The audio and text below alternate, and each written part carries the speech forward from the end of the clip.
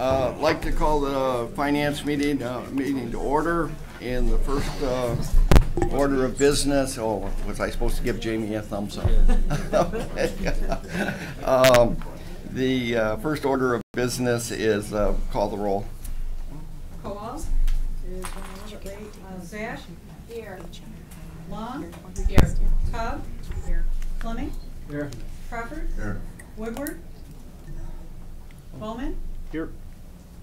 Middleton. Here. We have a quorum. Next is the Pledge of Allegiance to the flag. I pledge allegiance to the flag of the United States of America and to the republic for which it stands, one nation, under God, indivisible, with liberty and justice for all. Thank you. Next, I need a motion to approve the minutes of the previous meeting. Moved by Long, supported by Crawford. Any discussion on the previous minutes? If not, all those in favor signify by saying aye. Aye. Opposed, the same. Motion carried. Next is the presentation of the agenda. I am removing item number 1 from the regular agenda and putting it on the agenda for November 2nd. It will be the number 1 in regular agenda on November 2nd. Is there any other adjustments to the agenda? If not, a motion to receive, to accept the agenda as amended. Okay, it's been long, to get long on top. Yep. If any other questions on the agenda? If not, all those in favor signify by saying aye. Aye. Opposed, the same. Motion carried. Next is the public comment. Okay, is there anyone from the public that would like to address the Finance Committee? You didn't want to know. Oh, yeah, You're just waiting. Sorry. These airport Talk. committee people, they want They can talk. If there's no one from the public that would like to address the committee, I declare the open public comment closed, and we will go to the contingency report. Need a motion to receive and file the contingency report. Fleming and Top. So go ahead. Good morning. So we actually have 2 versions today because, as you know, we're in the middle of closing 17, but we're in fiscal year 18. So the one that's in your your online packet, if you look on page 10 of your PDF, for fiscal year 17, we have a contingency balance of $130,922. And then if you go over to fiscal year 18, we're starting with a $300,000 balance, and there's no items on today's agenda that impact that balance. Okay. And if you go to page 7, which is page 16 of your PDF, for fiscal year 18, there is 1 grant on the agenda for Sheriff and Prosecuting Attorney net burn grant for $134,000, leaving a fiscal year 18 balance of $1.3 million in grant match. And then on page 21 of your PDF, under general fund equity, there was an item for $600,000 for senior services that was on the 17 report, and it should be moved to the 18 report. So the hard copy that you got today, that's reflected on that report. If you flip to the very last page, page 12, we have added a second section that says items impacting general fund equity for fiscal year 18. It's informational only. Once we close the books for 17 and get the starting balances, those items will be on there. It includes the 3 items that Lynn mentioned last week that were passed at the last board meeting, but all 4 of those items impact fiscal year 18. Okay. Okay, any other questions on the contingency report? If not, all those in favor of receive and file signify by saying aye. Aye. Opposed, the same. Motion carried. Thank you. Now we're on the regular agenda. We're going to item number 2, Circuit Court Fiscal Year 2018 Michigan Drug Court Grant Program Adult Treatment Court Acceptance. Tab is moving it. Long is supporting it. Go ahead. Good morning, Commissioners. My name is David Bilson, the Deputy Court Administrator. To my left from my office is John Cooperrider. This is a grant from the State Court Administrator's Office to help fund our adult drug court program. Currently, we have 84 participants. That program is chaired by Judge Kumar and Judge Jerbo. program is going well. And open it up if you have any questions. Okay. Any questions?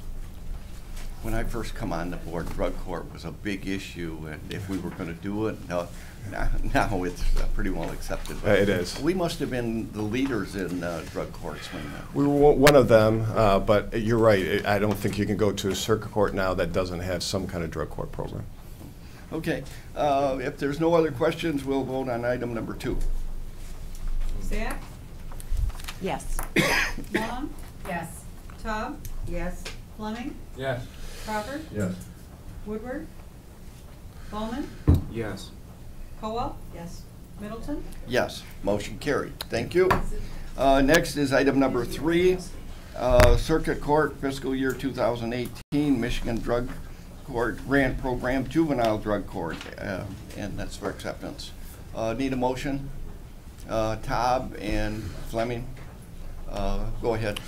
Thank you. It's the same grant, but actually for the juvenile program that is chaired by Judge Brennan. That happens on Tuesday nights. It happens at night so the kids can go to school, obviously. So participate, parents can go to work, and then come here actually at 6 o'clock in this building. It's held every other Tuesday.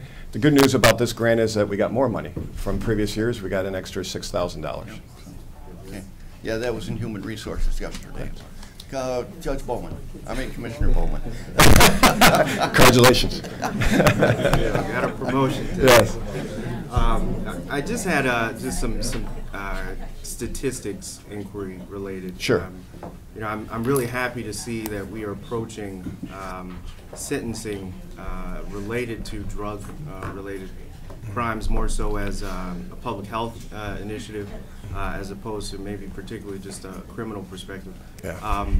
The opioid abuse epidemic is very prevalent, and I'm just curious if you have any information or stats related to the cases and or clients that are going through this program. Sure. I don't have any stats that would say this person's on our docket because of an opiate problem. I don't have that, but the stats are very clear that our numbers are rising for that reason. I know that sometimes you can't believe what you read in the newspaper, but you can believe that the opiate problem has hit juveniles. Obviously, it starts, as you probably read, with prescription drugs, and then moves on to other cheaper drugs such as heroin. But that has risen, absolutely. Thank you. You're welcome. Okay, Commissioner Bowman, you can, all done. I'm also. Okay, any other questions? If not, call the roll on item number 3. Zach? Yes. Long? Yes. Taub? Yes. Fleming? Yes. Crawford? Yes. Woodward? Bowman? Yes. Cowell? Yes. Middleton? Yes, the motion carried. Thank you. Item number 4, Circuit Court Fiscal Year 2018 Michigan Mental Health Drug Court Grant Program, and that's for acceptance. Taub is moving it. Cowell is supporting it. Thank you. This is actually for the adult drug court program, but dealing with mental health. We do have a large amount of adults who have codependency problem. One is obviously drugs, and then obviously then dealing with the mental health. This grant aids us to provide services for those people who are mentally ill that are in the drug court program. Okay. Any questions? If not, call the roll on item number 4. Long? Yes. Taub? Yes. Fleming? Yes. Crawford? Yes. Bowman? Yes. Cowell? Yes. Zach? Yes. Middleton? Yes, motion carried. Next is item number 5. Thank you. 50, oh, yeah. You got the seat well warmed up for 52-1, huh? 52-1 District Court Novi Fiscal Year 2018 Michigan Drug Court Grant Program acceptance. Need a motion? Crawford and Long. Okay, go ahead. Good morning. Thanks for seeing us today. We're here to talk about our grant, the drug court grant for the 52-1 District Court. This year, we were able to get $100,000. Last year was $89,000. I want to publicly commend Eric Knoll for a great writing. because obviously that's a lot of money for us. We had a graduation last night. I want to have them back again. We had 22 people graduate. 4 of those were drug court participants, and 18 were sobriety court. We were on the news. We finally got positive news from Fox 2 last night. So we had about 2.5 minutes on the 11 o'clock news, and they interviewed our judges and graduates, and it was very positive. So when you look at, in terms of 4 people yesterday that survived their drug addiction over the last 18 months, when you think about that in terms of the amount of money that we've accepted here, it's a pittance, I think, to save those lives. So we're here to request that we can accept those funds. Commissioner Zach. Just a quick question. So if someone is dually using both, are they in sobriety or are they in the drug court? What happens? We'd put them in drug court because it's harder to overcome, and they need more intensive treatment. Okay, thank you. You're welcome. Yes, Commissioner Bowman. I'd just like to commend really the program that you all have initiated there at the 52-1. It is a very thorough and a very supportive program, and I'd also like to commend the opportunity for you to have some additional funds to expand that program. So it appears that you've got about $11,000 in Right. addition. Have you maybe identified some opportunities on where you'd like to Yes. expend those resources? Go ahead, Mr. Absolutely. The increase over last year, what we're looking at, and it's new for this year, we requested funding for transitional housing. Having a stable, sober environment after being released from treatment or jail is an area we saw that was in need. So with this extra funds, we contracted with a local treatment provider to offer transitional housing to give these individuals a stable platform to enter the program and continue their sobriety. As you can tell, I'm quite proud. quite Oh, proud perfect. of I my think that's staff. very good. The wraparound resources, I think, are very indicative of success for those individuals. So I commend you once again. So thank you. Thank Thank you. you. That environment, non-alcoholic environment, is important. One of the first drug court graduations I went to, this person that was graduating had been the second time they had been accepted into the program. The first time he was accepted into the program, when he heard that he got accepted, he went out and got drunk to celebrate. That happens. And then got kicked off the program. And then the second time, he was able to complete it. But he was just explaining how that just takes over their body and their mind, and this whole process really does. It's really important, and that environment is important. So That's I'm glad important that to you got the release the extra money stigma. for that, The so. stigma is part of the problem. Yeah. I had another question. Somebody I thought had. Yeah, Tom. How long is the treatment, the in-house treatment, do you know? The transitional housing that we're looking. No. Before they come in, Yes. Typically, participants participate in 30 days of ATI, alternative to incarceration. Okay. So it's 30 days. Of straight inpatient. Yes. okay, and then how long would they be in the transitional housing? That would be based on the participant's needs. So we'll be looking at that on a case-by-case basis. What's the range? Typically, we're looking at 2 to 3 weeks. It could be longer, depending on the individual. Our goal is to get it up to months. Mhm. That's our goal. All right, now, after you get people into sobriety court and they get their awards or their certificates or whatever, do you then follow up with them at some regular basis, on some regular basis? Yes, we've had ongoing studies throughout the program. So sobriety court started in 2001, and then drug court became an offshoot when I did the 10-year study, and we started drug court shortly after that. So with sobriety court, we continually go back and check on the people and do recidivism studies. And with our drug court, we have a mentoring program. They can come back and be mentors, and we keep in contact with them. But we also haven't gotten to the point, drug court hasn't been in effect long enough to do a long-term study on it, but we do contact the individuals, yes. Because recidivism is almost expected after the first I mean, not expected, but it often happens, I should say. It does, but we've kept our recidivism rate pretty low, actually. No, we're I'm not much- criticizing. No, I Saying know. this is- yeah, No, people it's have just a common, it just Yeah. happens, but it's, we're the lowest amongst, no, not the lowest, I'm sorry. We are lower than the state average, but I think that's part of the wraparound services and the intense way that we do treat them and the follow-up that we encourage. Okay. Thank you, Mr. Chair. Okay. Any other questions on item number 5? Yes, Earl Crawford. Yes, if you haven't had a chance to go to one of these drug court or sobriety court graduations, I highly recommend it. I was not able to go to 52-1 last night, and I felt bad about that. But if you go to one, it's like going to a revival meeting. These graduates get up there and just pour their heart out. Usually, they start out by saying they couldn't stand their probation officer, they couldn't stand the judge, and by the time they go through this program and graduate, they're hugging and kissing the judge and the probation officers like it's their best friend. So I highly recommend it. It's really invigorating to go see one of these graduations. Yes, thank you, both I've commissioners. had the same experience you. It is. The turnaround is unbelievable. And you are all welcome to come. I'm sure you see We we get send the invitations, invitations. We would love to see anybody there, but Commissioner Crawford and Long have been able to come on occasion, and it's very nice to see everybody. Okay, any other questions on item number 5? If not, call the roll. Taub, Yes. Fleming, Yes. Crawford. Yes. Woodward, Bowman, Yes. Caldwell. Yes. Zach, Yes. Long, Yes. Middleton. Yes, motion carried.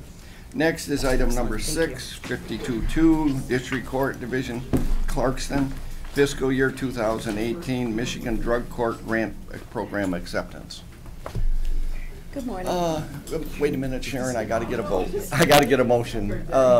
Somebody moving at top and, wait, okay. Now go ahead, Sharon. I'm Sharon Roop. I'm the court administrator at the District Court in Clarkston. This is Carol Bond, our probation supervisor and also our sobriety court program coordinator.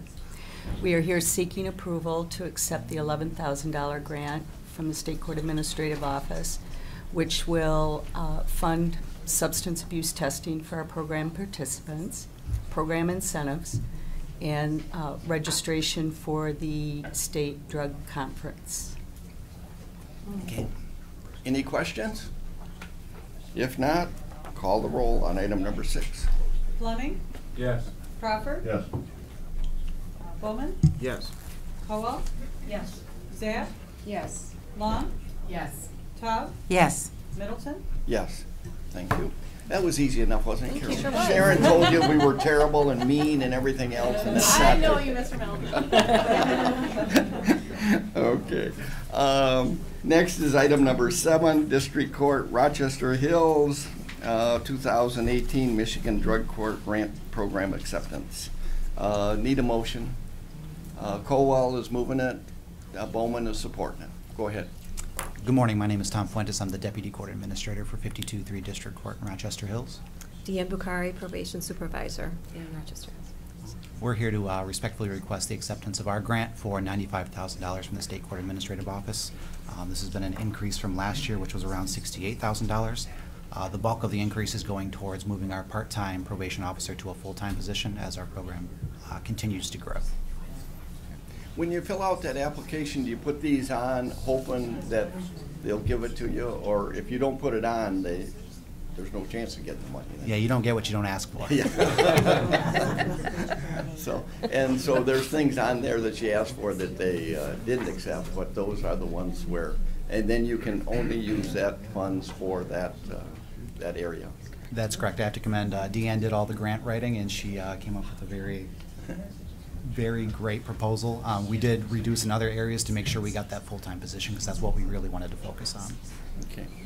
Okay. Thank you. Any other questions? If not, call the roll on item number 7. Crawford. Yes. Bowman, Yes. Caldwell. Yes. Zach, Yes. Long, Yes. Taub, Yes. Fleming, Yes. Middleton. Yes, motion carried. Thank you. Thank you. Next is 52-4 District Court, Troy, Michigan Drug Court Grant Program acceptance. Need a motion. Wade, Fleming, and Crawford. Okay, we have the motion before us, so go ahead. Good morning, Jill Palulian, Court Administrator at the District Court in Troy. With me is Patricia Bates. We call her Patty. She is our drug court coordinator as well as our probation supervisor.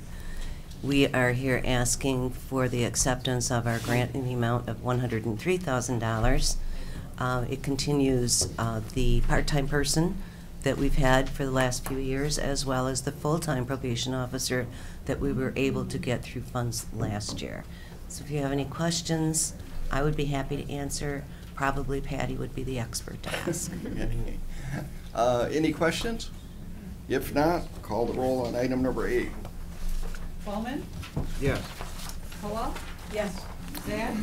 Yes. Long? Yes. Todd? Yes. Fleming? Yes. Crawford? Yes. Woodward? Middleton? Yes, motion carried. Thank you very much. Helene, do you know where He's not coming. Oh, he's not going to be here? No, I just texted. He forgot to let me know.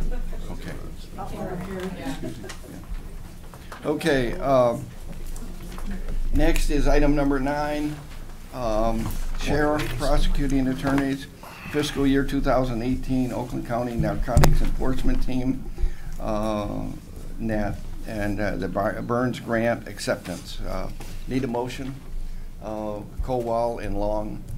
And did the sheriff put his picture on the? You didn't read your agenda. Yeah. Did the sheriff put his picture on the front page today to help get? He didn't. The news media did. Yeah. The timing was perfect, huh? This is thank you. This is our annual Byrne Award. The Byrne Grant's named after a New York City police officer who was killed in the line of duty many years ago. It's federal dollars passed through the state. We get, unfortunately, we don't get our fair share. The state police is the SAA, which is the state administrative agency, and they get to decide how the money's distributed. And Oakland County, once again, gets the short end of the stick. I think at one time we got $700,000. Oh, the very first years and years ago. Well, the federal government has cut too, but I'll share with this committee because I testified at Public Services. We've got a little spreadsheet we put together to show you how we get the short end of the stick, and we've gone to our state reps and state senators, and they're working hard to fix it, just so you know. Sorry. But we're asking for the acceptance of this. It helps fund our narcotics enforcement team, which you saw was part of the huge federal investigation where the indictments came down yesterday. Good. Okay, any questions? If not, call the roll on item number 9. Kowal? Yes. Zach? Yes. Long? It's too easy. Yes. Todd? Yes. Fleming? Yes. Crawford? Yes. Bowman? Yes. Middleton? Yes, motion carried. Thank you. Next is Central Service Aviation Division Airport Land Lease Jet 1 Suites, LLC. And Crawford is moving it, and Long is supporting it. Okay, and we have a blue sheet on both 10 and 11. So, go ahead. Good morning. Yep. I'd like to introduce our new manager of aviation, Cheryl Bush. Cheryl has replaced the retired Carl Randall. She comes from 20 years of running a business, a prominent business at the airport, and spent a couple years in Grand Rapids running a business on their airport. Cheryl is the former chairman of the Michigan Business Aviation Association. In summary, she has a great background in both aviation industry and knows our airport. So it's a pleasure to have her on our team, and I'm going to ask her to make the presentation. Okay. Thank you, Dave. Go Good ahead, morning. Cheryl. We're here to present, first of all, a land lease for construction of a new building. This is the expansion of an existing business, Royal Air, on the airport for many, many years. And they are expanding with the construction of a new hangar for corporate aircraft. So we're looking for your acceptance today. Yeah. Commissioner Zach. So I just want to understand this. Do they own the hangar building at that point and then lease space? Correct. Yes. Lease the land. They own the Okay. building. Yeah, this contract is for leasing the land that they're gonna Okay, build a right, building. they're gonna build their building, Yes. just to be clear. So, I just wanna, it was brought to my attention by my neighbor, and I wanna plant an idea that would love to have this type of situation for their plane in Troy. Like the garage, so that, they said, so they could build out rather than just leasing space. And I just want to plant that idea to be able to do that for personal planes as well. We do have 2 of those cases at Troy. We do? Yes. So it could be available if people wanted to ask about that. Okay. It's a matter of- Savi. There's a land shortage, but we could work with that. Definitely consider it. Okay, because, I look at the M1, and that's a very successful model, and we're doing it with businesses, so, okay, great, thanks. And the more business there, more airplanes that we have, most of our income comes from the sale of jet fuel, correct? Correct. And the hangar is just additional money, but, it's part of the whole business plan. But the sale of jet fuel is our biggest income. So. In my days back when I was on the airport committee. You remember correctly. Yeah, okay, thank you. Any other questions on item number 10? If not, call the roll. Zach? Yes. Long? Yes. Taub? Yes. Fleming? Yes. Crawford? Yes. Bowman? Yes. Cowell? Yes. Middleton? Yes, motion carried. Next is item number 11, and we have a blue sheet on it. Central Service Aviation Division Airport Land Lease, Mr. Hanger, LLC, and Cowell is going to move it, Long is going to support it. So, okay. Very similar circumstances. This is again a land lease for construction of a new permanent building. It's an existing tenant on the airport. It's been there for many, many years and is expanding his business. So this will be a first-class, state-of-the-art hangar facility visible right off of Highland Road. Okay. Okay, that was going to be my question, is where it was, but it's Nini, right? 90. 90, yeah, okay. So, okay, any other questions? If not, call the roll on number 11. Long? Yes.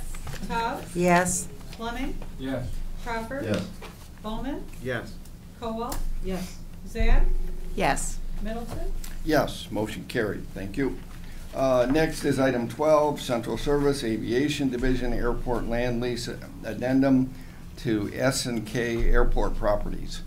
Need a motion. Crawford and Cowell. So, go ahead. Terrific.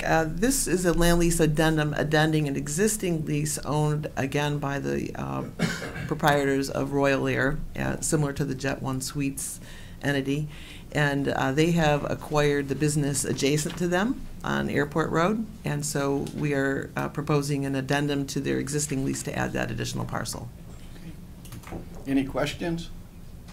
If not, call the roll on item number 12. Taub? Yes. Fleming? Yes. Crawford? Yes. Bowman? Yes. Cowell? Yes. Zach? Yes. Long? Yes. Middleton? Yes, motion carried. Thank you. Thank you very much. Yep. Good day. Next is item number 13, Department of Management and Budget, 2017 appropriation, apportionment of local tax rates. Okay, Zach is moving it, and Taub is supporting it. Good morning. My name is Shannon Moore. I'm with Oakland County Equalization. This is Sarah Cody. I'm here with Dave Heaver. Okay. We're here to present the 2017 apportionment of local tax rates. Okay, did I have a motion on that? Yes. Yep, okay. So, any questions, or you got more presentation? Yeah. One year we discussed the cover of your. You're not even showing us the cover this year, so we don't bring that up.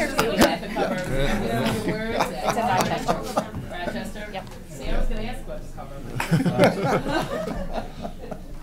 But the contents, we have no questions. No questions on the content? Okay. Call the roll on item number 13. Fleming? Yes. Crawford? Yes. Bowman? Yes. Cowell? Yes. Zach? Yes. Long? Yes. Cobb? Yes. Middleton? Yes, motion carried. Thank you. We will be back in December. There will be a change possibly in Farmington School District after the November election. So we'll be back in December with a revision. Okay. At that time, we will have revised books for everybody. And possibly Commerce. There are a Possibly couple Commerce. millage elections on the November Farmington election? School District is Pardon? on the ballot. Yeah, And Commerce, they, their board may change one of their millage. okay, So we'll be back in December like most every year. okay. Okay, thank you. Item number 14, Department of Health and Human Services, Health Division, Ryan White HIV/AIDS Treatment Extension Act of 2009 intergovernmental agreement between the County of Oakland and the City of Detroit. Need a motion. Fleming is moving it, Zach is supporting it. Go ahead, Kathy. Good morning. The Ryan White funds, actually this interlocal agreement with the City of Detroit is so that they can provide complete their application for federal funding for Ryan White funds to come into the eligible metropolitan area, which includes Oakland County. This brings significant funds to partner agencies in Oakland County. It doesn't directly come to us. We received $2.2 million out of over $10 million in the region. So our partner agencies depend on this. In return, we provide a maintenance of effort to them, and we receive our own HIV/AIDS funding through another source. Any questions?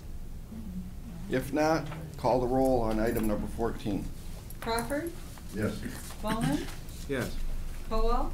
Yes. Zach? Yes. Long? Yes. Cobb? Yes. Fleming? Yes. Middleton? Yes, motion carried.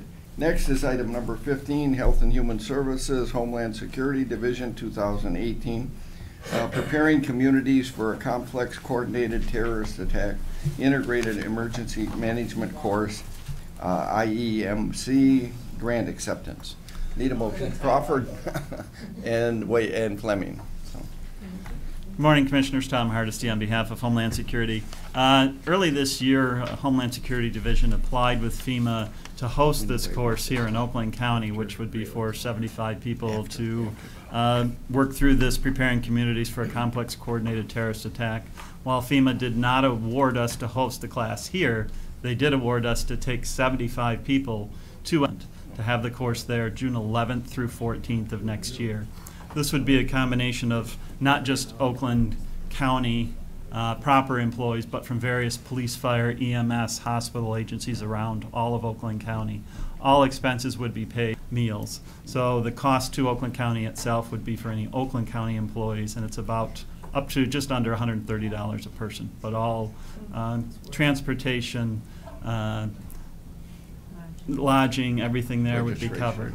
And this would be a great opportunity for us to examine the training that we've been doing, our plans, identify those gaps, and then work through how we can improve for this. Okay, good. Any comments, any questions? If not, call the roll on item number 15. Bowman? Yes. Colwell? Yes. Zach? Yes. Long? Yes. Cobb? Yes. Fleming? Yes. Crawford? Yes. Middleton? Yes, motion carried. Thank Thank you. you. That completes our agenda, but now we're to other business, and I see Bob is here. I've asked Bob to come in and talk about the Great Lakes Water Authority update. I read the report in our packet.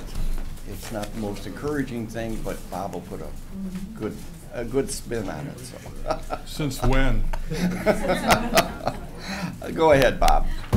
All right. I have really two documents I shipped off to you here as part of your package. One is the Great Lakes Water Authority, or GLEWA's, 2016 year in review, which is this document right here, which is kind of all the good stuff that we have been doing, through the calendar 2016. I guess the one major item that's in this report that came to light was refinance somewhere in the order of $1.3 billion in debt in fall of 2016, and in doing so, the cash savings, the amount that we were able to reduce the principal and interest payments for going forward through the life of the debt, will save somewhere in the order of about $306 million that we were going to save that would have otherwise been included in the rates and charges. And to that end, that comes about because as we split from the city of Detroit, as in GLEWA being the regional component, Detroit retained their retail operations, we were able to improve our bond rating quite a bit just by simply splitting from DWSD in the city and showing the bond rating agencies that improved processing of transactions and comfort that things would be repaid.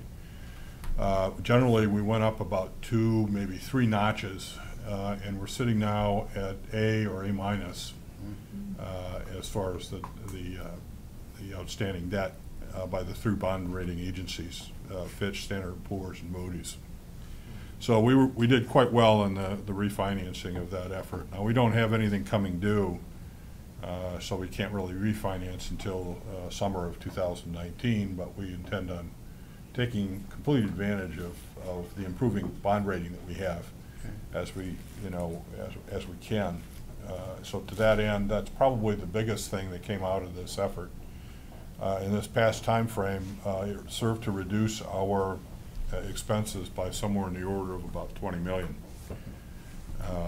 This is probably an $850 million operation just on the regional side, which is larger than the county in terms of dollars. I also put together what is probably a 25-page listing, so I can keep. This is largely so I can keep track of the issues here, because there are so many of them that it becomes very difficult to remember some of the details. And I started this out on some of the things that we were doing that it is improving the operation. One deals with just simply improving the financial information that we're getting as board members and management. Previously DWSD ran this organization $1 billion a year in operations, $1 billion a year, no monthlies, financial statements, no quarterly financial statements, and the annual financial statements were often issued about a year after the actual year occurred. In fact, this past time frame, the June 30th, 2016 GLEWA financial statements were issued on July 31st, 2017, 13 months after year end. So they had completed a full fiscal year with no financial information. And quite frankly, it becomes a little bit difficult when you're operating a $1 billion organization having no financial information. Now, we did install, and we are bringing it up to date, the new financial system starting January 1, 2016. And that information has been loaded into that financial system, owned, operated, and maintained by GLEWA. But one key piece of information we didn't have was the beginning balance sheet for GLEWA, which negated any usefulness of the financial information.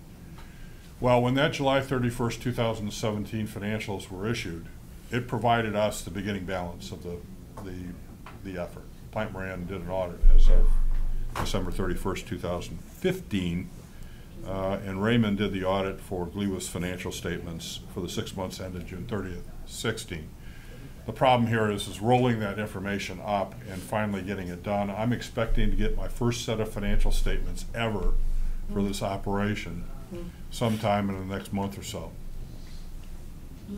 And that's the year that ended June 30th, right? Yeah, we didn't get any financials for June 30th, 2017 either. Try running a $1 billion operation with no financial information. The purchasing policies, I largely wrote those over a weekend. and inculcated a lot of the business practices that we do in those purchasing policies. I also wrote in, after 2 years of operation, I want somebody to go back and review those things relative to the practices of the water and sewer system. We have hired an outside consultant to do that, and before 12/31 of this year, we're hoping to get revised purchasing policies in there that conform now with even a further improved effort. At the outset of the GLEWA, the asset management system is an oxymoron. There was no management, literally. 4 independent departments worked on asset acquisition and issues separate from one another, and there was no coordination whatsoever. Tracking was non-existent in terms of dollars. Monitoring the construction in the phase, non-existent. And when you get deeper into this effort here, you'll see one of 2 items that is significant, has been and continues to significantly contribute to the costs that we have for water and sewer in this region. There was, in a 7-year period of time, bonding issued, assets launched, construction, if you will. You got halfway through the construction, and they decided that they didn't have to have the project anyway, so they abandoned it. The dollar amount there in the 7-year period of time of the write-offs was $550 million. $550 million. We have since, in the case of GLEWA, they took a gentleman by the name of Jody Caldwell out of our Water Resource Commissioner, who was pretty key in the mediation process on this whole area. And he has done a stellar job at bringing in asset management state of the art. Now, it's pretty much there. They haven't yet linked it to the financial information because we're still rolling it forward. But they know what to do, and by the time we go through the next process this time around in winter for the budget and approval of capital projects and so forth, we will have that financial information linked to the programmatic stuff and monitoring for the first time. Now understand that we have a 5-year capital program of $1.3 billion. So this is not chump change. This is significant investments in capital outlay. Now, to that end, I think we've really got a good handle now on what we're doing and why we're doing it, and prioritizing of that effort. One of the concerns I had at the beginning, obviously, was that the bankruptcy created certain angst with our local communities, and not least of which was all of the problems and corruption that existed in the prior administration that led to a number of the prior administration folks and vendors going to prison. That effort of changing the persona of GLEWA was not insignificant.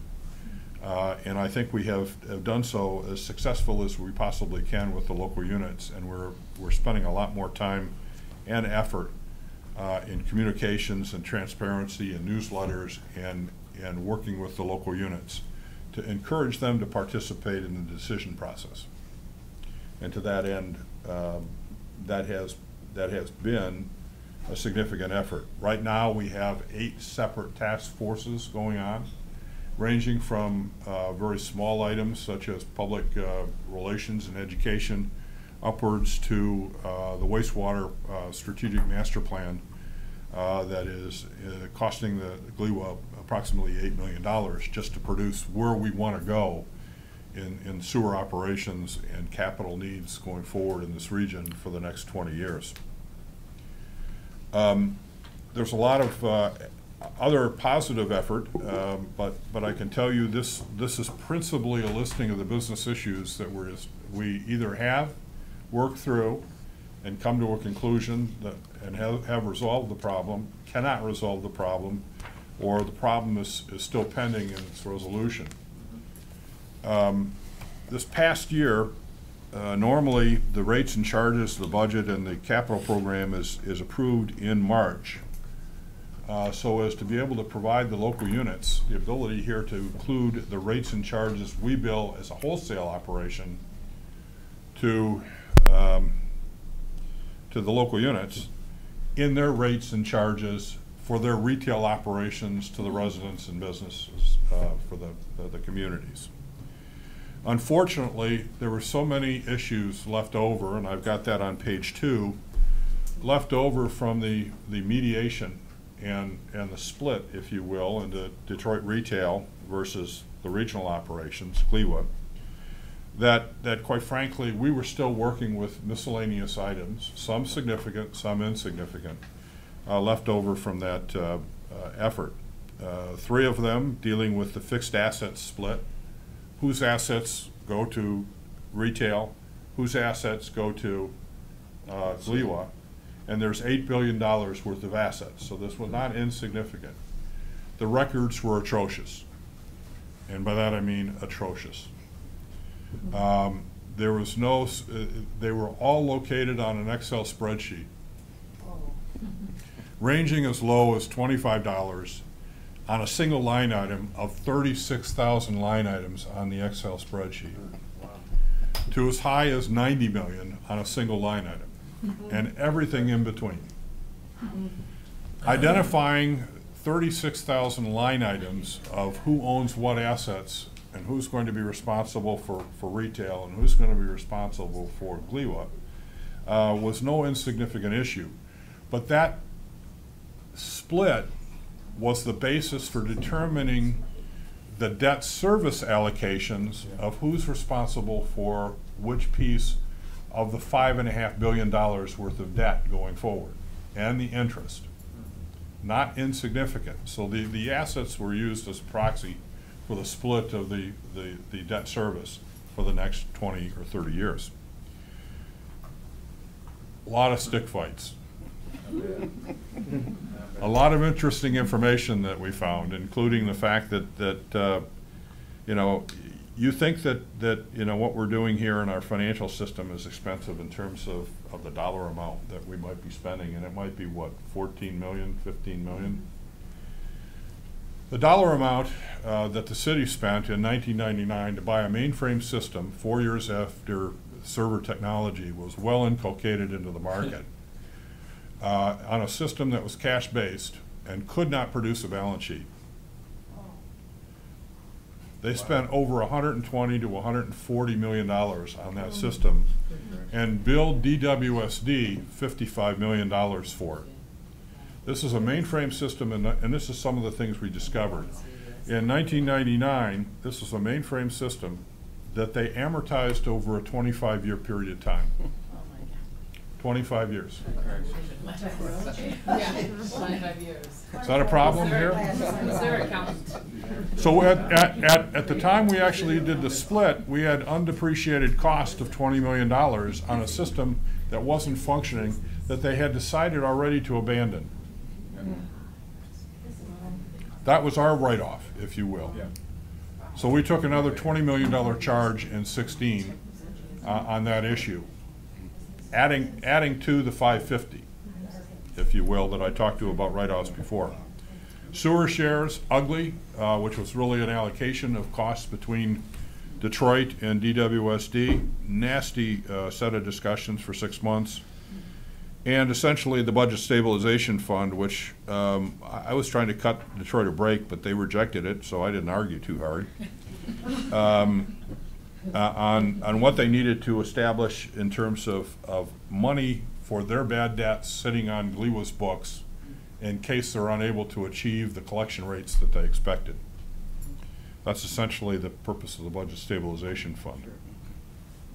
Our protections. We had a whole series of other issues that stalled the process. We finally approved the item on June 7th of 2017. Put the local units a bit behind the 8 ball because they were already into their billing periods, if you will, and that caused them a bit of consternation. But we had to wait. We couldn't get an agreement on how to treat this effort, and a lot of these fights are on cost allocations and other issues. Two major issues that we have. One was on page 3, billings by DWSD Water to sewer operations. One thing that we have discovered is if we're in charge of the regional operations, that means we have the 5 production plants for water and the sewer plant. Well, what happened was that there's a line that runs between the water treatment plant on regional pipes to the sewer plant. Doesn't go through the retail system at all. But somehow, some way, the city of Detroit's got a meter on that line somewhere and have billed the sewer system as if they were a retail customer, even though it's from the plant to the pipe to the sewer. The largest single customer for water production in Detroit, the sewer. They owe us a fair amount of dollars back because when we got invoiced, we apparently paid for that before somebody realized what was happening. So to that end, you know, that's an open item. They're still trying to quantify that. Very complicated because of an iteration that's involved in the process. And the other item here is the transfer of water mains. When we took over the regional operations in the city of Detroit, 24 inches and above was considered to be regional asset. Anything below 24 inches was a city asset of Detroit. That assumption proved to be erroneous in numerous instances in which there were water mains for Detroit in excess of 24 inches that dead-ended in Detroit. In other words, it was simply a Detroit connection. No other individuals got served other than Detroit. That's being worked out. And the import of that here is that the maintenance of those assets is pretty key, that if they were to have a break and needed to be maintained, whose responsibility is it to pay for that maintenance? And water main breaks can be very costly. So to that end, you know, we're in the process of identifying that effort through an outdated and not very good GIS system, I might add, to essentially shift it over to the city of Detroit in terms of the responsibility. It won't affect us much because we'll just shift our field personnel into other efforts. But it will affect Detroit when they wind up having to be responsible for additional lines that they're not responsible for here today. On 4 through page 7, I list a whole series of retirement system efforts. Very complicated, not going to go into it. But the long and short here is that when they did the mediation process in the summer of 2014 and secured approval of reducing and restructuring the employee retirement benefits from the employees, they were telling the employees as well as the public in writing in SEC, essentially what became SEC documents through bond issuances, their prospectuses, if you will, that the restructuring coupled with our increase in the pension contribution above what we would normally have paid, which was about $22 million, we were required by the plan of adjustment to pay $45 million into our pension pool, one of 4 in the pension system. They said that by virtue of our advance payments for this period of 9 years ended June 30th, 2023, that our unfunded position would be fully paid off. Bullshit. And I told them that in the summer, and I retold them.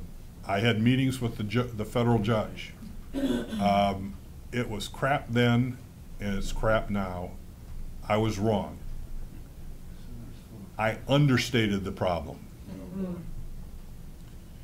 I knew directionally it was a problem, but when the actuarial reports have come out since that point in time, it was far greater than I thought. Yeah.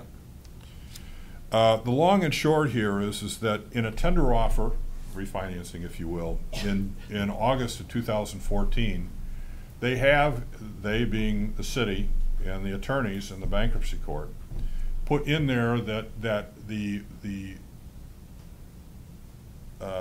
DWSD pool, which is comprised of retail and Gleewa, would be essentially unfunded as of June 30th. They paid off, if you will. I sent emails, had meetings with folks. They didn't listen to me, but you have since heard Duggan come out twice threatening to sue Jones Day and others, actuaries, if you will, for the mistakes in the pension system. Most of it's true, but it was known before that point in time and ignored, because I told them. The long and short here is my best guess is the structural problems of the general retirement system. Because of the plan of adjustment, the general fund is only going to have to pay $20 million a year for 5 years and no money for 4 years.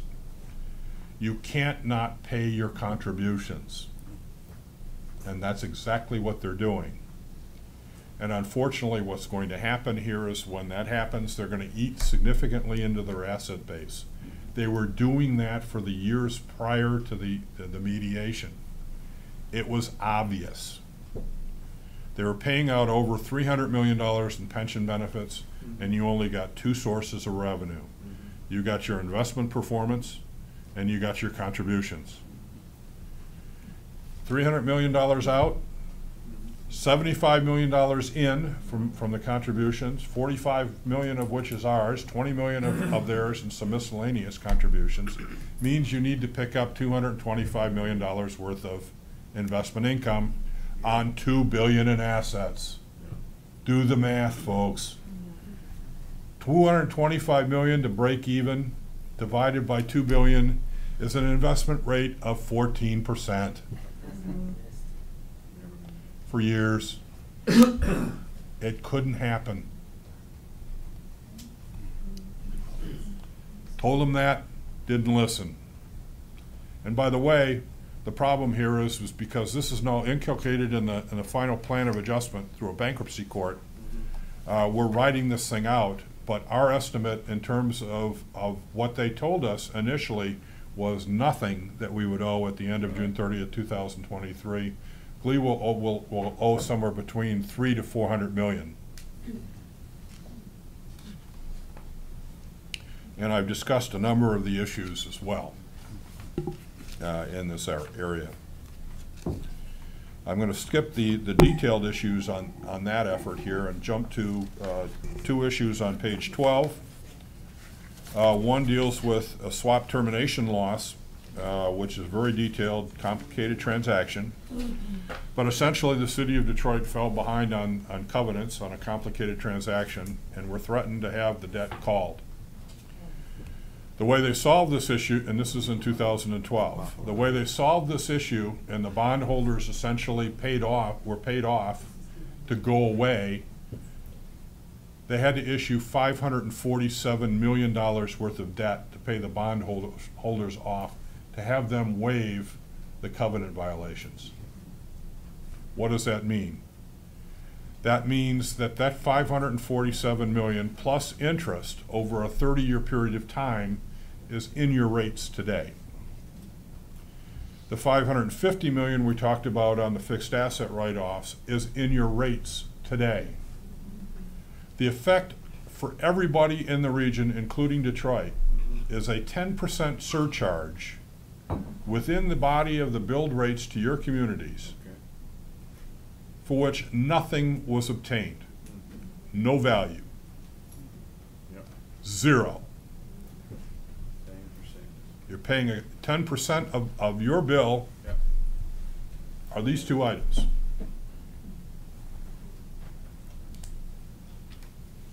Can't be corrected.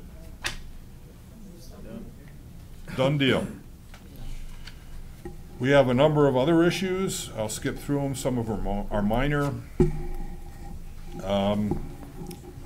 See, we'll go. Oh, here's a keeper. Page 19.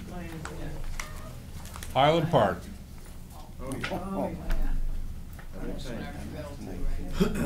As a matter of fact, Chris, you're absolutely right. Highland Park on the sewer side of the bills is an effective surcharge of 3%. As they don't pay your bills, I still have to cover my cost, and somebody has to pay for my costs. And the people here who are paying for your costs are not the city of Detroit, but all the suburbs. So all the suburban communities are paying for the $36 million of unpaid sewer bills and water bills from Highland Park. In fact, the meager dollar amounts they have paid from 2012 forward still hasn't paid for the receivable that existed at June 30th, 2012, and every nickel of service since that point in time is unpaid by Highland Park. There, we have lawsuits with them right now, and to that end, every time we get somewhat near to this effort, including the state coming to the table, I might add, the state was willing to come to the table for, they owe us about $36 million right now. That the state was willing to come to the table with $10 million.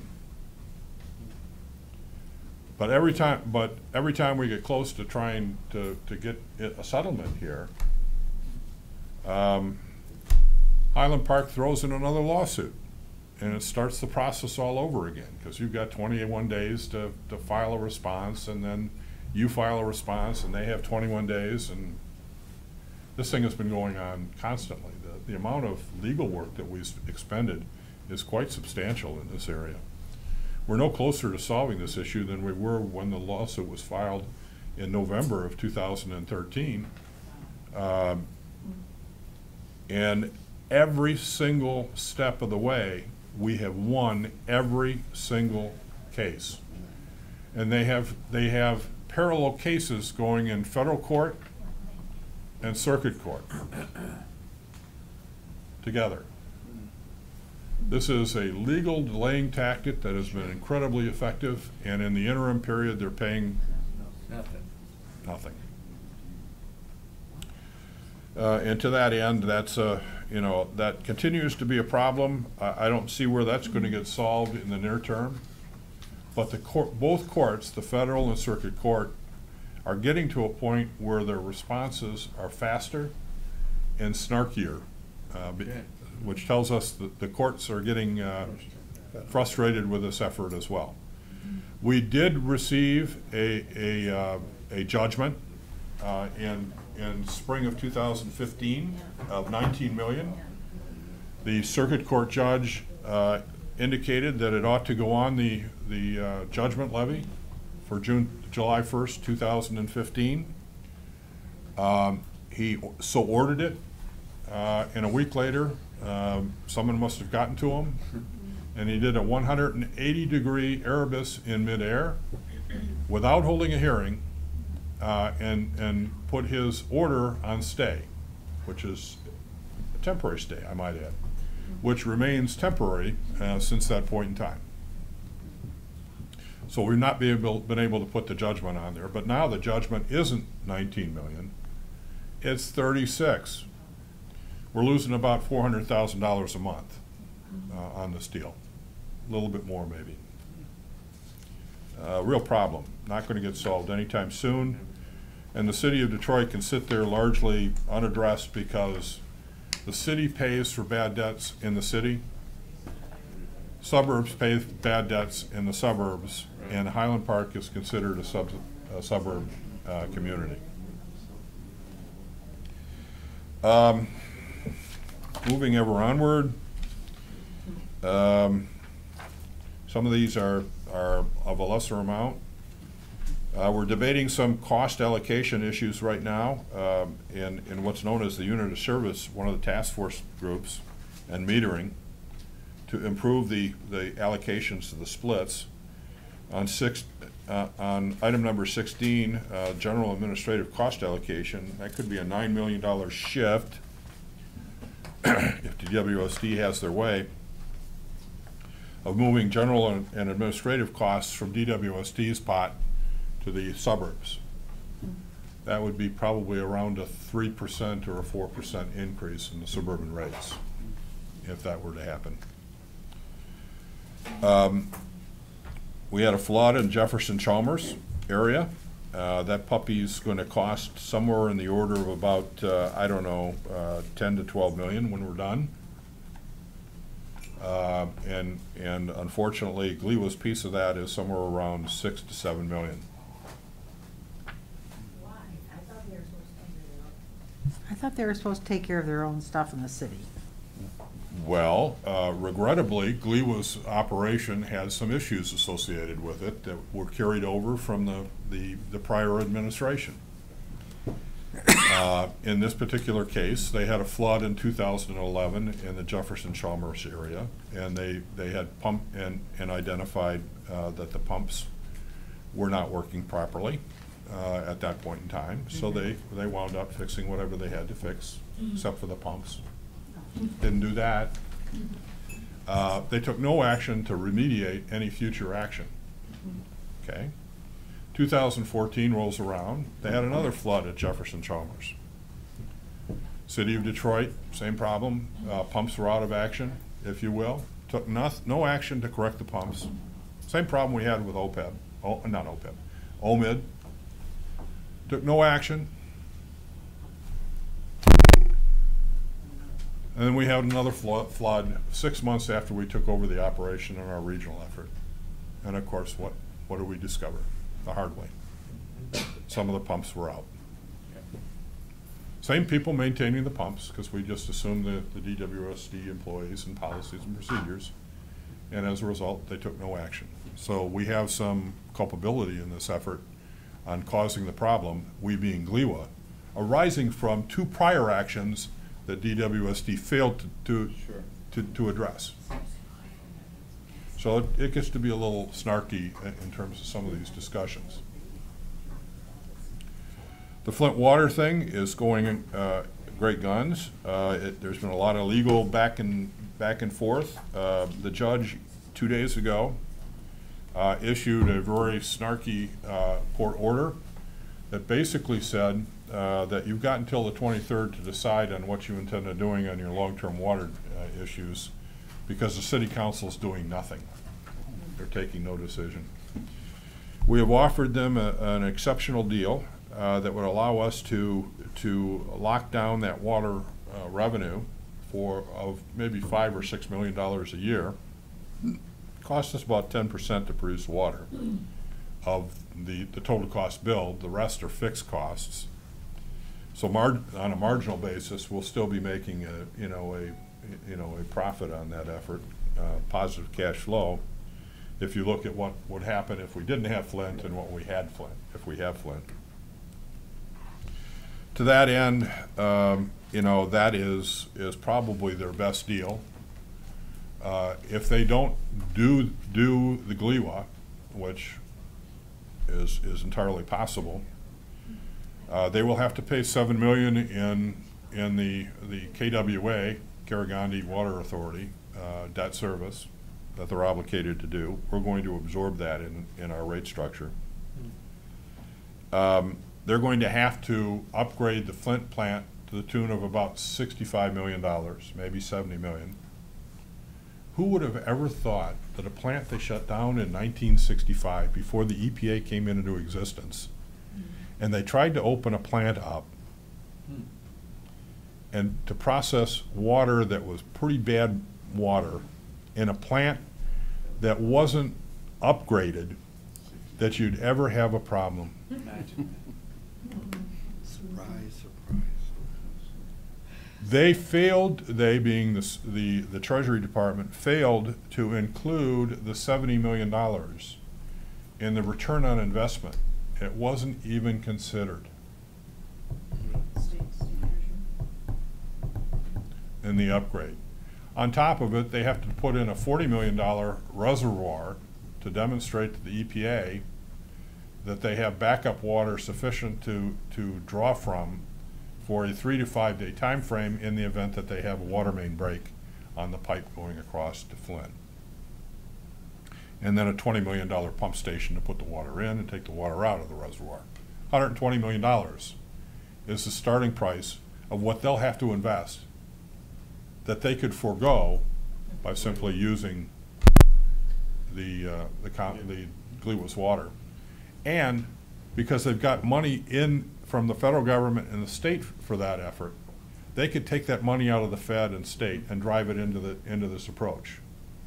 But if they don't, they could take that money that they would otherwise forego and drive it into the pipes to the people's homes and deal with the lead issue. Now, this is not a hill for high steppers in terms of the decision, but City Council won't make that decision. But on the 23rd, the judge has given them until that point in time to make a decision. So we'll see what happens this Monday. Well, they have really 4 courses of action. You know, the first one here is that they can approve the long-term agreement. And that's one issue. My bet is they won't do that. Second, they could ask the court to reconsider. The court order is really nasty. You know, I don't think the court would reconsider. They can ask, but that'll get rejected almost immediately. Third issue here is that they can appeal an order if they have the right to appeal. That will really piss the judge off. But I think the judge really outlined an exceptionally good order in a 25-page document on their failings. And my guess here is that the Court of Appeals would reject that pretty quickly and saying, no, local level is sustained, or they can do nothing. Now, if they do nothing, they're going to be in real hot water with the judge, but they have had a penchant of doing nothing to date because they'll probably be show-caused. And the judge probably will order the signing of the contract through some type of an all-writs effort.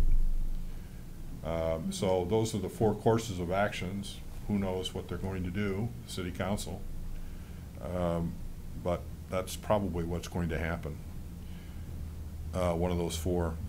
We have a $25 million problem that is unaddressed right now. When we originally contemplated this effort in the start of the $50 million worth of lease payments for the regional assets, which is really a control premium. A control premium is that we get increased governance responsibilities for the operation, and as a result, we're willing to pay a premium for that. The premium is the lease payment for the regional assets. We agreed to 40 years at $50 million a year, which was $2 billion over that time frame. Unfortunately, because of the complexity of these transactions, we were unable to actually complete the transaction until about 6 months after the fact. So, you know, we approved the lease, 5 of us out of 6, Macomb rejected. And we added conditions precedent. In other words, things that would have to be completed before the lease becomes effective. For the next 6 months in 2014 or 2015, we worked hard to get those items cleared up, and it finally acknowledged in December of 15 that those items were clear. The lease then became effective January 1, 2016. The problem was that in the spring, anticipating that the launch of the Gleewa would occur July 1, 2015, the beginning of the fiscal year of the City of Detroit and in our fiscal year, they had included in the rates and charges a full $50 million of amounts to be collected from the communities and from the City of Detroit. The problem here is that it gets a little complicated, but the city of Detroit was able to, adjust their rates, keep their rates down, as a means of funding indirectly in lieu of funding. We funded their debt service on their behalf. They were able to keep their rates down, and we gave up about $27 million of payments that we didn't have to make to the city. Kind of a complicated transaction. So there was no cash that was really passed back and forth, but they got the effective credit of the full $50 million for the fiscal year ended June 30th, the first 6 months when there was no lease, and the last 6 months when there was a lease. Come January, and the way in which this was treated is Detroit got a full $50 million for both periods, when in fact the lease wasn't in existence for the first first 6 months. So they were overpaid $25 million, $6 million of which was included in the rates of the retail customers, and $19 million in the rates of the wholesale customers. So effectively, DWSD owes us back $19 million, and that remains unresolved. Very complicated transaction, but the rest, I mean, I'm telling you, the other 5 on the board are not finding these issues. They're not even coming close to identifying them. And of course, the last one here is McComas raised a whole series of combined sewer overflows for George W. Kuhn, and whether that takes, whether or not that really gets legs is uncertain. But if it does, the estimate in the 14 communities, and Commissioner Zach ought to hear this puppy. The cost of the 14 communities in 12-town, it's like the Big Ten. 14 communities in the 12-town drain area is about $1.9 billion. People might notice that in their rates if that were to come to pass. And I've gone through some of the major issues. I presume you've read that, and I'll open it up for questions if you haven't. Okay, Commissioner Fleming has a question. Yes, sir. Thank you very much for all that detail. It's a bit overwhelming, but we read the report and so forth too. What it comes down to is so much of the burden's been shifted to the suburbs. We've got a cap on our water rates now, increase. What's the likelihood that cap is going to be changed? We're going to have to establish a new cap to solve these problems. Is that likely to happen, Bob? Because I see it overwhelming. Are we just going to just... The problem with the cap, Commissioner, is that the cap is inculcated in the plan of adjustment and was assumed as a condition of... That's taken of the launch of the entity. And that cap is 4% increases in the charges for service. It's not 4% in your rates. Increase in the charges for services. Your rates times your units equals your revenue. Okay? And in that particular case, the 4% applies to your revenue. The problem here is in water nationally, the drop in the usage of water is about 2 to 3% a year. So as your units go down and your revenue is fixed, what has to happen? Your rates go up. And your rates are going up not because it's costing you more, it's just that the costs are allocated over a smaller base. The water flow and the water you purchase, or the sewer you use. So to that end, that's the nature of the problem, and people focus on the cap being applied to the rates, not applied to the rates because the usage is going down, even as the charges may be going up. Now, last year we did not raise to a full 4% because of some of the savings, like the debt service. I think the dollar amount, the actual charges went up, something like 1.7% for sewer and 2% for water. So we were less than the cap. That cap is effective through June 30th, 2023. So for the next reasonable period of time, we can't raise it above 4% except under two situations. The first one is if somebody comes in and does an EPA edict that says thou shalt do this in terms of water quality or discharging. Okay.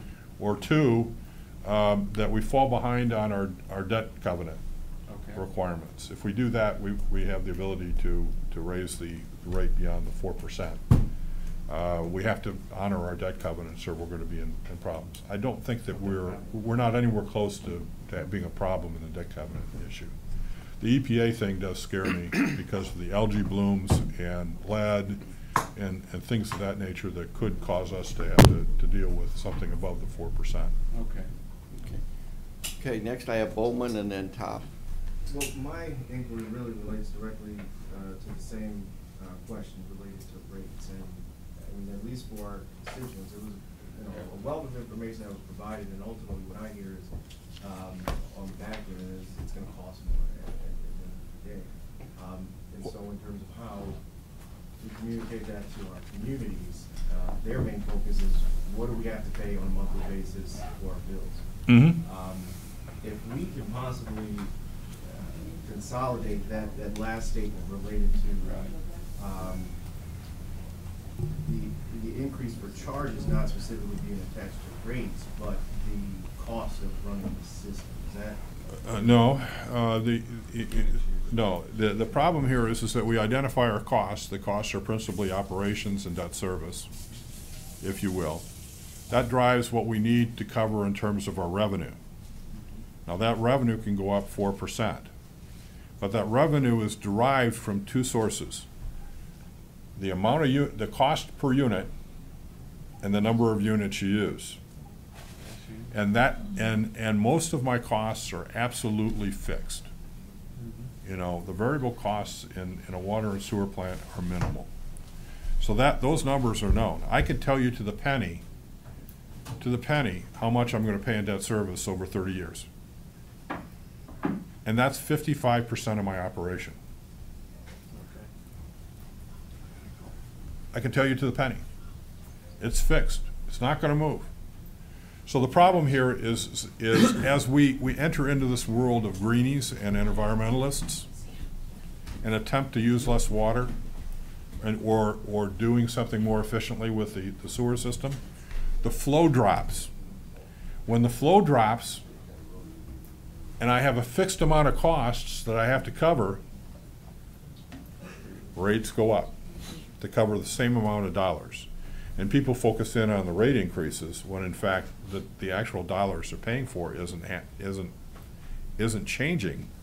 The problem here is the units are dropping. Plus you have added costs at the community level for that. Oh yeah, and you know, we run somewhere around 40%, maybe 50% of the cost of a local unit. So the local unit has another 50% or so of their costs to maintain the connection from our demarcation point to the houses, as well as billing and collections and other administrative efforts locally. They got to buy their own equipment to maintain their own pipes, if you will.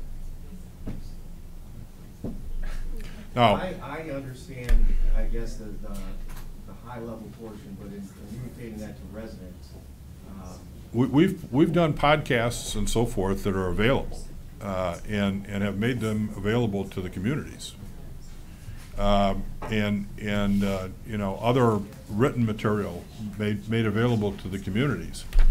Part of the problem here is it's a lot easier for a community to say, well, I'm raising my rates because of those bad people down in Leeway.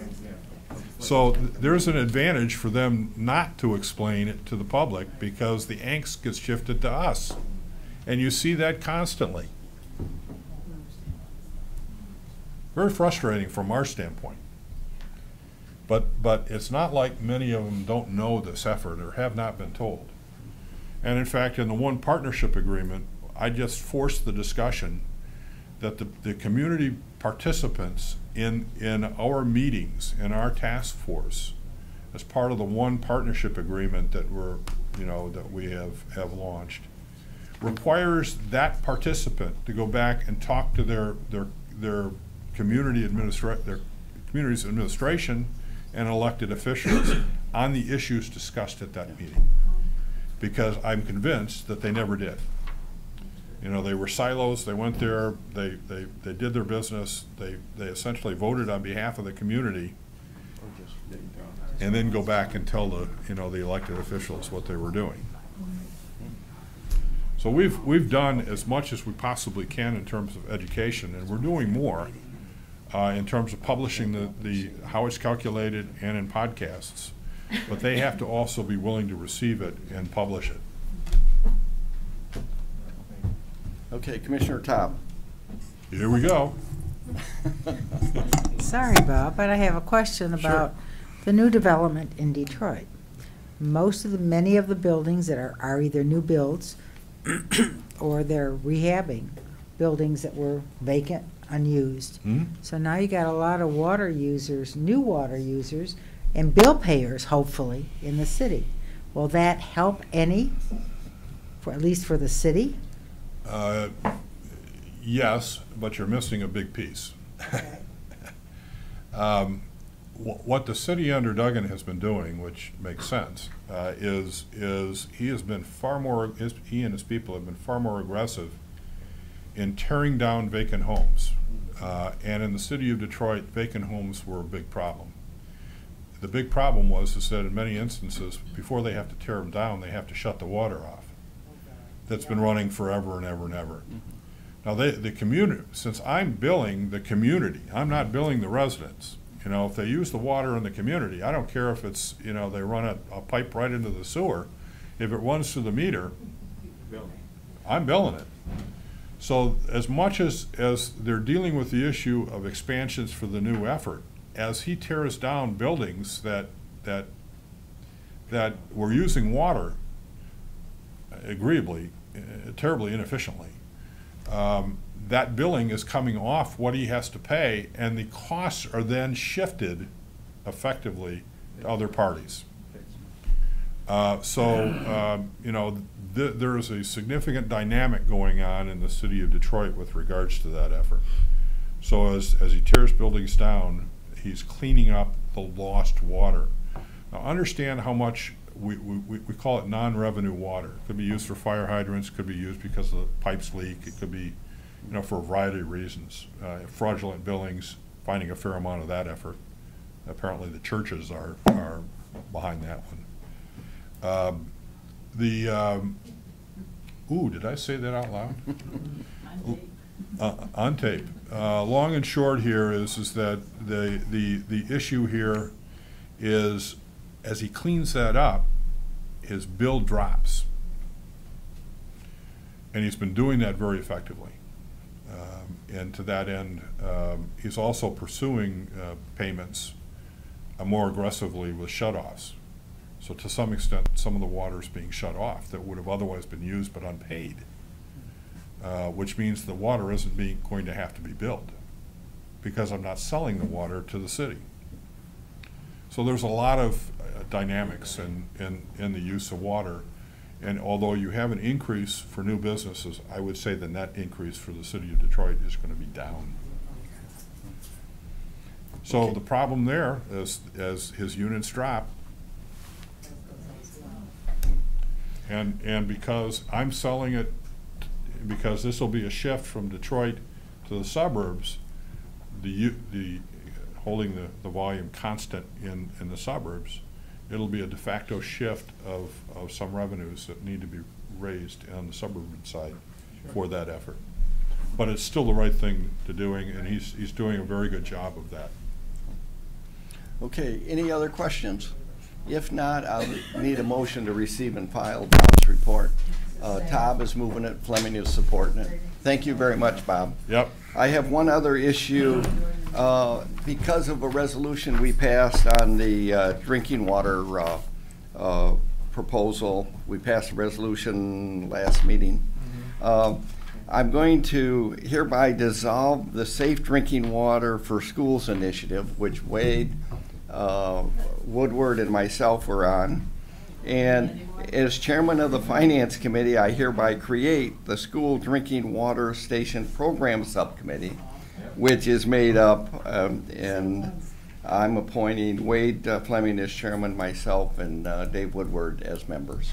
so. Yeah, And Point Woodward that is will gonna be be read here. into the communications next week, so. Okay. I need a motion to receive and file that letter also. Wade is moving it, Colwell is supporting it. All those in favor signify by saying aye. Aye. Opposed, the same. Motion carried. Did I call for roll call on receive and file Bob's report? Yes. Okay. Okay, so we're all set. Thank you very much, Bob. Thanks for the time. Not a happy report, but at least the sun is shining, so. We're on the first floor, and there's nobody over there. Yeah. Okay.